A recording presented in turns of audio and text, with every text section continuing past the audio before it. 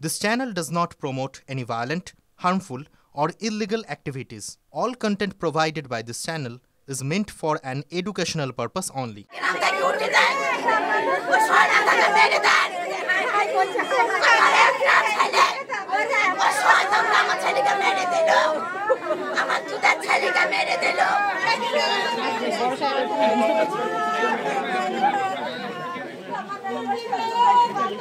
কি করবেন একটা তাই বলেন আমার ছেলেকে ফিরে দিতে পারবেন কি করবেন কোনো ক্ষমতা নাই আপনাদেরও ক্ষমতা নাই যারা এটা করেছেন আপনারা নিশ্চিন্তে থাকবেন আমরা অ্যারেস্ট করব ঠিক আছে কিছু করবেন না আপনারা না কিছু করেন অগ্নিবের মেঘদেন তাকে দেন আমার সামনে আমি জানটা ঠান্ডা হোক আমার মেরে দেন আমার সামনে আমার জানটা ঠান্ডা করেন আমার সামনে মেরে দেন আমার এত দল পুড়ে দিয়ে যায় ওদেরকে মেরে দেন।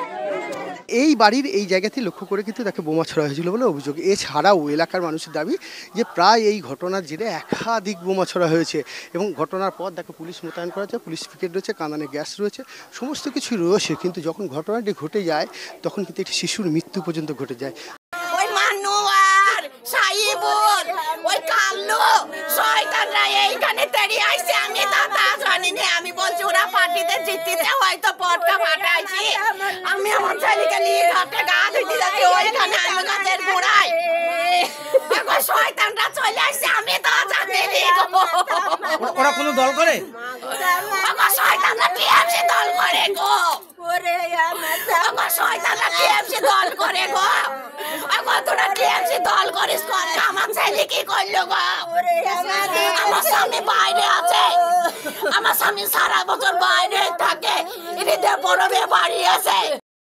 দেড় হাত দাঙ্গা করি একটা ছেলে আমাদের মারছিল, দিয়ে সেই ইট ছোড়াছুড়ি আরম্ভ হয়ে আর বুমলি হুলস্থুলি করে চলে আইলো। এখানে বাচ্চাটা ওখানে মাকে নিয়ে দাঁড়িয়েছিল, বাচ্চার মাইতো বাপ ছিল, ওইখানে গিয়ে একবার বুম ছুড়ে দিয়েছে। আমরা সিপিএম পার্টি করি বলে এই কারণে আমাদেরকে মারা হচ্ছে। কারা মারলো? তৃণমূলরা, টিএমসি। কেন মারলোটা কেন? ওই যে পার্টি করি যে ওই জিতেছে আর সেই কারণে ওরা ভোট বোম মাইতে ওরা চলে আসে। আচ্ছা, বোম মাইতে এসে কেউ আটকাইছে আর সেই লোককে ঠেলা দিয়ে ফেল দিয়ে এসে ধরা বোম মাইতে এ বাড়িতে ও বাড়িগুলো সব বোম মেরি এরকম মেরে দিয়ে চলে যায়। কারণ সঙ্গে সঙ্গে এসে বলছে লাশটা আমাদেরকে দিয়ে দাও, আমরা হসপিটালে নিয়ে যাবো, পোস্টমর্টম করবো। আমরা বলছি মিডিয়া আসুক, তবু মানে পুলিশ জোর জবর করে লাশ তুলে নিয়ে চলে গেছে। হ্যাঁ, পুলিশ জোর করে লাশ তুলে গেছে, ওরা কোনো তদন্তই করছে না, পুলিশের কোনো তদন্তই নেয় না। 13 বছর মেয়ে আহত হয়ে মারা গেছে, তো সেই জন্য আমরা অলরেডি আছেন আমাদের পুলিশ অ্যাকশন স্টার্ট করেছে। আমরা নিশ্চয়ই মানে স্ট্রিক্ট অ্যাকশন নেব। ওটাতে অলরেডি একজন যাদের বিরুদ্ধে অ্যালিগেশন আছে একজন সাসপেক্ট অ্যারেস্ট হয়েছে। এখন পর্যন্ত আমরা যেটা লোকাল রাইভালরি হিসাবেই আছেন পেয়েছি, একটু আগেই আছেন এরকম সেম ইনসিডেন্ট হয়েছিল। তো আজকে কি ঘটনা হয়েছে, এখন জাস্ট অ্যারেস্ট হয়েছে একজন, তারপরে আমরা ক্লিয়ার। এটা হতে পারে কিছু মানে যে স্প্লিন্ডার অ্যাক্সিডেন্টলি এসে লেগেছে। তার নাম ওটা আমরা আখতার শেখ বলে একজন যার বিরুদ্ধে অ্যালিগেশন আছে। ওনার কি কোনো পলিটিক্যাল ব্যাকগ্রাউন্ড আছে? এখন পর্যন্ত আমরা কিছু পাইনি। আমরা ভোট গণনা করে যখন বাইরে বেরিয়ে আসছি তখন আমরা খবর পেলাম মোলান্দি গ্রাম থেকে যে গোটা কালীগঞ্জ ব্লকে বিভিন্ন জায়গায় সেখানে মিছিল বেরিয়েছে।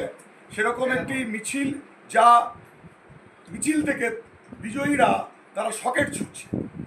একটি বাচ্চা মেয়ে, একেবারে ছোট, 10 বছর বয়স, ক্লাস 4-এ পড়ে, তার নাম তামান্না খাতুন। সিপিআইএমের পরিবার, তার বাবা মা করে, কিন্তু সে তো কোনো রাজনীতি করে না। তার কোনো রাজনীতি, ধর্ম সব কিছুর ঊর্ধ্বে একটি ছোট্ট মেয়ে। তৃণমূল কংগ্রেস জেতা মানে কালীগঞ্জ ব্লকে তার সূচনাই হলো একটি কন্যা, একটি ছোট্ট ফুটফুটে বাচ্চা মেয়ে তার লাশ দিয়ে। প্রশাসনকে সক্রিয় ভূমিকা নিতে হবে এবং এই ঘটনার সাথে যারা জড়িত সেই অপরাধীদের দৃষ্টান্তমূলক শাস্তি দিতে হবে। এই রাজ্যে ফুলের মতো শিশুরাও নিরাপদ নয়।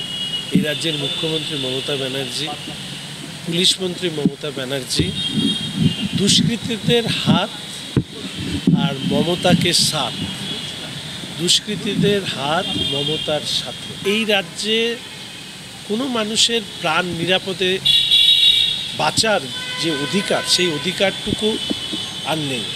এখানে দুষ্কৃতীদের বোমা, গুলি, বন্দুক হাতে ধরিয়ে এই রাজ্যটাকে শাসন করতে চাইছে এই রাজ্যের মাননীয় মুখ্যমন্ত্রী, তার পরিণতিতেই একটা ছোট্ট ফুলের মতন শিশু তার এইভাবে মৃত্যু হলো।